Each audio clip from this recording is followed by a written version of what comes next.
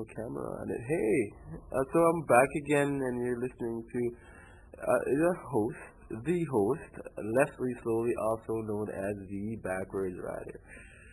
So we're just here at Life Skills, and we're just checking out the space, a newly created space, just for a few hours, and we're going to be here at least until from 10 a.m. to today to 15 p.m. So if you're in the area, run on down and check it out. What are we doing today? What's our program? Today, it's going to be about mental wellness, and that's the theme of our program here, where you can listen in on a conversation, or if any questions that maybe someone had coming in and out, we can answer it about the program Backwards Rider. It's not just my name, it's a program.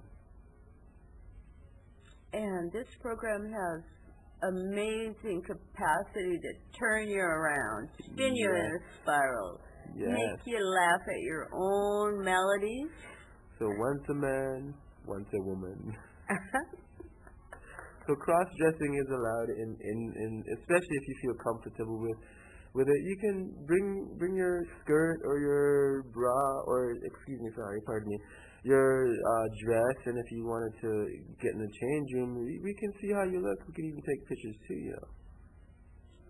Drag. So if you're a drag person or gender neutral, however you see yourself, please come on down and introduce yourself. Tell us a little bit about what you do and where you do it. Because we would love to help represent all the beautiful people in the world. Not just the so-called, successful, but truly all the beautiful people, which we all are. Thank you. And you know what? If you have your workshop in your so-called home like we do, we'd like to know what's going on in your workshop. Or if you want to call it your home office, that's fine. Send us some pictures. Give us a call. Leave us a message at 604-235-1545, and we'll be more than happy to give you a call back. And we've got blog posting potential. I mean, if you're really hot when you're all dressed up, we might just put you on the Backwards Rider blog as the most stunningly put together piece of art we accomplished today. Life is art, and art is life, and the only way to live is artfully. Backwards. Sweet. Back to you, back. Sweet. So you guys can call me Backwards if you want, or you can just call me Rider, whatever you feel comfortable with.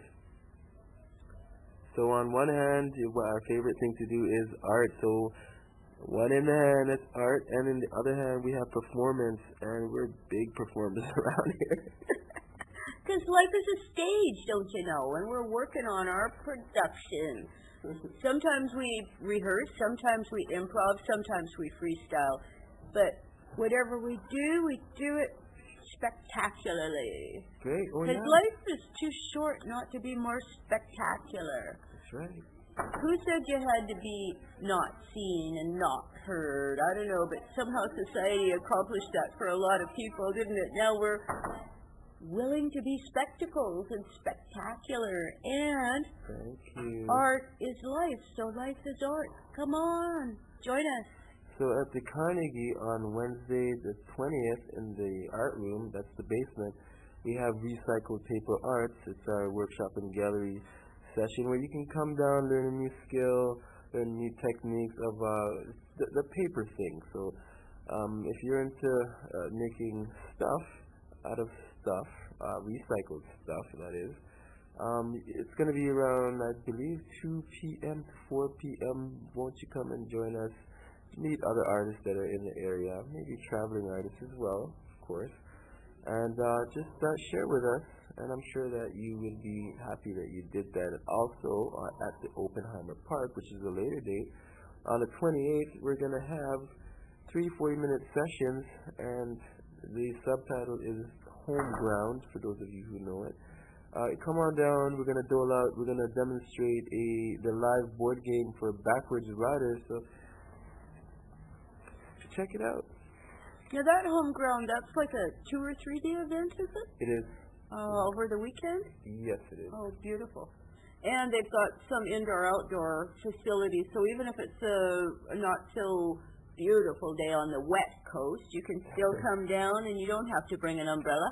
The wet coast. I think they might have a tarp or some kind of They canopy. usually put almost circus-like infrastructure for this particular event. I've been observing.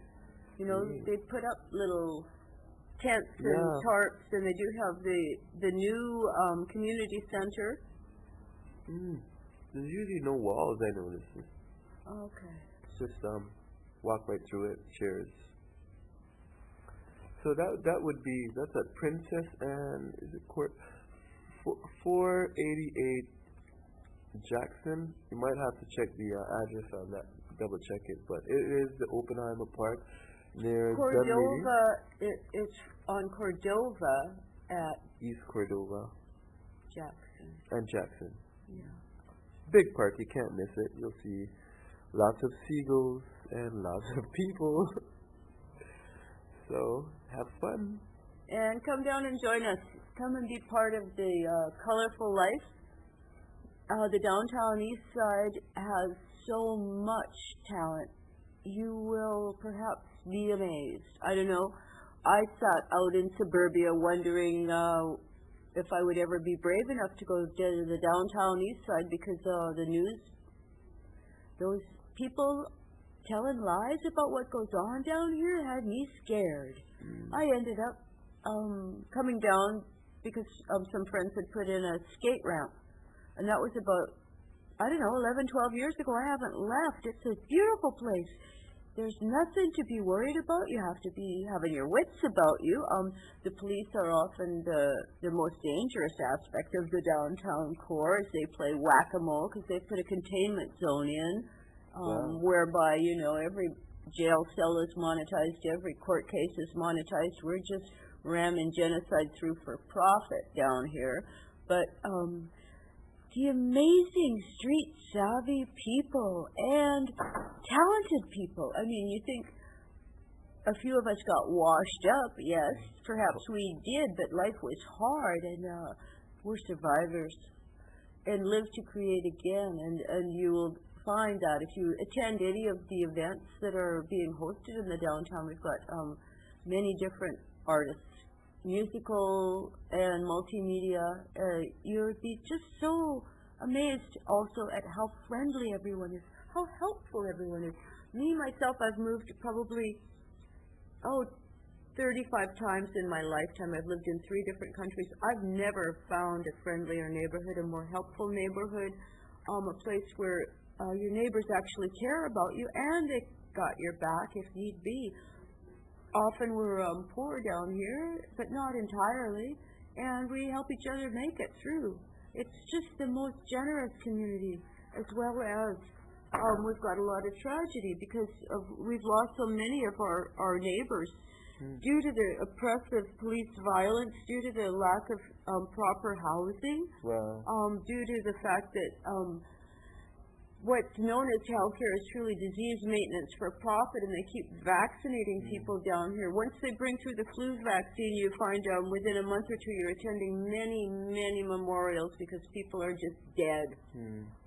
We try to educate people about not taking those shots, but the medical manipulation is so powerful down here that people don't always believe. The whistleblowers yet. So we're doing a lot of advocacy down here, trying to help people stay alive and create a stronger community that way. We don't always get to do everything we like because most of the funding goes to those agencies that would love to exterminate people by a slow process. I could say that because I have observed it in the 11 years I've been down here. Many of the agencies that come in and come online that are truly effective and working for the people don't last long. Question. You've got a question. Yeah, I didn't mean to cut. It's so amazing that you bring up these issues because I would like to know too. And from time to time, I hear. This is not actually a cold. It's not a cold. I'm just gonna shut the door because they're vacuuming. This is not a cold. I'm coughing. I am coughing because I ate some hot food, and you can keep the door closed.